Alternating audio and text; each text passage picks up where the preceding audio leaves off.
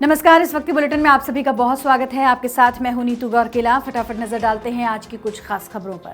विपक्ष नेता राहुल गांधी लगातार अपने किए हुए कामों की वजह से चर्चा में बने रहते हैं। कभी अपने बयानों की वजह से, तो कभी वो जिस तरीके से रोड पे निकलते हैं या किसानों से मिलते हैं, आम नागरिक से उनकी समस्याएं पूछते हैं, इसकी वजह से भी वो काफ़ी सुर्खियां बटोरते हैं। इसी के तहत बुधवार को राहुल गांधी एक बस स्टैंड पहुंचे और यहाँ पर डीटीसी की बस में न सिर्फ सफ़र किया, बल्कि यहाँ पर जो कंडक्टर हैं, जो ड्राइवर्स हैं, उनको किस तरीके की समस्याएं देखने को मिलती हैं, उनकी परेशानियां भी उन्होंने सुनी। कांग्रेस सांसद राहुल गांधी ने दिल्ली के सरोजनी नगर बस डिपो के पास ड्राइवरों, कंडक्टरों और मार्शलों के साथ बातचीत की। बातचीत के दौरान राहुल गांधी ने डीटीसी के सरोजनी नगर डिपो में कॉन्ट्रैक्ट कर्मचारियों से उनके मुद्दों पर सवाल भी पूछे। उनके क्या मुद्दे हैं, क्या परेशानियां हैं, उसको लेकर उन्होंने बातचीत की।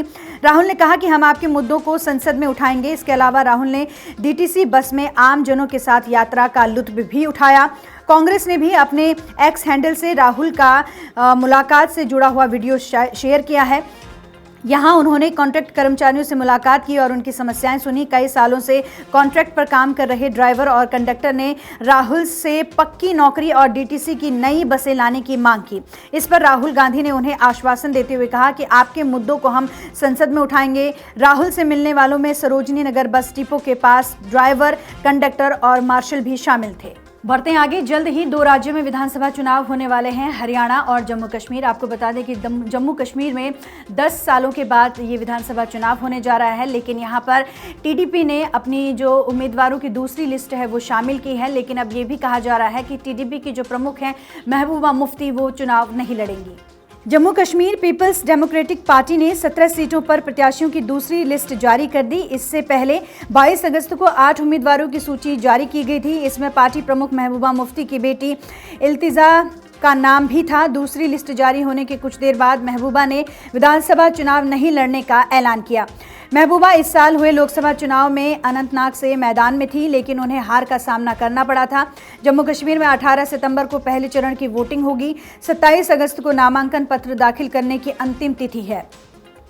चुनाव आयोग के मुताबिक 7 जिलों के 24 विधानसभा क्षेत्रों में 279 उम्मीदवारों ने अपने नामांकन पत्र दाखिल किए हैं। सबसे ज़्यादा अनंतनाग जिले में कुल 72 उम्मीदवारों ने अपना नामांकन दाखिल किया है। जम्मू कश्मीर की 90 सीटों के लिए 18 सितंबर से 1 अक्टूबर के बीच 3 चरणों में मतदान होगा। नतीजे आपको बता दें कि 4 अक्टूबर 2024 को आएंगे। सरकार बनाने के लिए बहुमत का आंकड़ा 46 है।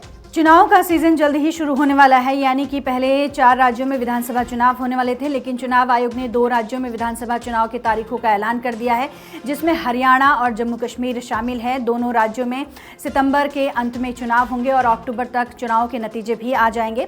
और इन चुनावों को लेकर तमाम जो पार्टियां हैं, चाहे वो जम्मू कश्मीर की टीडीपी पार्टी हो या फिर कांग्रेस एनसी का जो गठबंधन है वो यहाँ पर लगातार अपनी तैयारियों में जुटा हुआ है। हरियाणा में बीजेपी अपनी तरफ से तैयारी कर रही है, कांग्रेस भी अपनी तरफ से तैयारी कर रही है और आम आदमी पार्टी हरियाणा में इस बार कह रही है कि वो 90 सीटों पर अपने उम्मीदवार उतारने जा रही है। लेकिन इसी बीच बीजेपी दिल्ली में कब चुनाव होंगे? दिल्ली में ये कहा जा रहा है कि 2025 में विधानसभा चुनाव होंगे, लेकिन आखिर वो चुनाव की तारीखों का ऐलान कब होगा, किस तरह की रणनीति होगी, किस तरह से बीजेपी मैदान में काम करेगी और दिल्ली विधानसभा चुनाव में फतह हासिल करने के लिए वो क्या कुछ अहम रणनीति बनाती है, उसको लेकर आज दिल्ली में केंद्रीय समिति की बैठक होने जा रही है। और इस बैठक में पार्टी के तमाम बड़े नेता, मंत्री शामिल होंगे।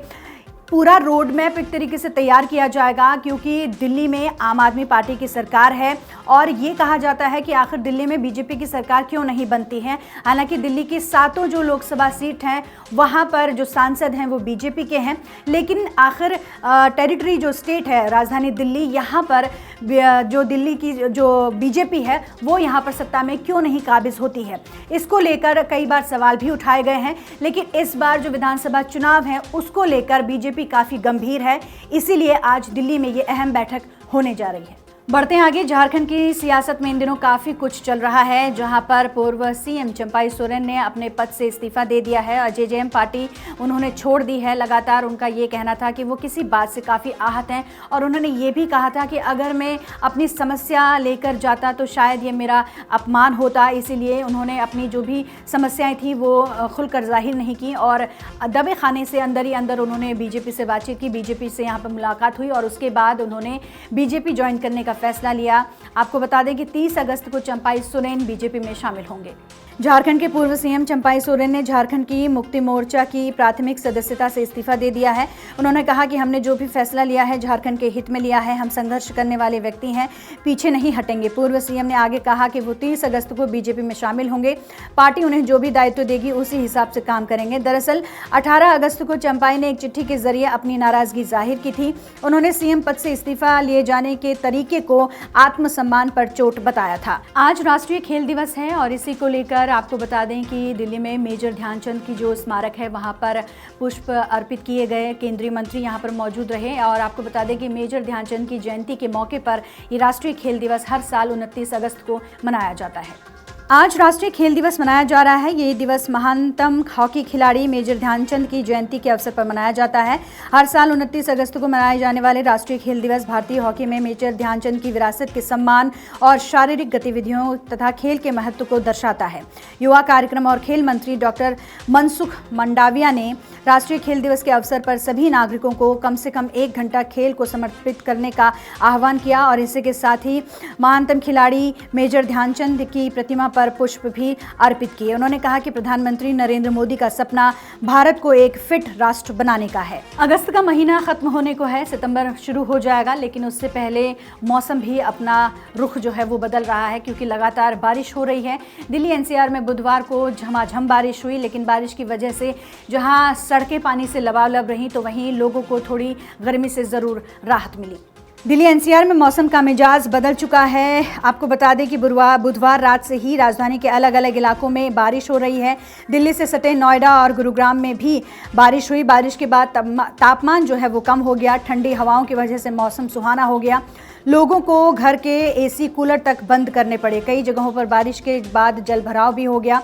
मौसम विभाग ने आज यानी कि गुरुवार को येलो अलर्ट घोषित किया है। दिन में हल्की से मध्यम श्रेणी की बारिश हो सकती है। 10 साल बाद अगस्त की बारिश ने 300 mm का कोटा पार किया है।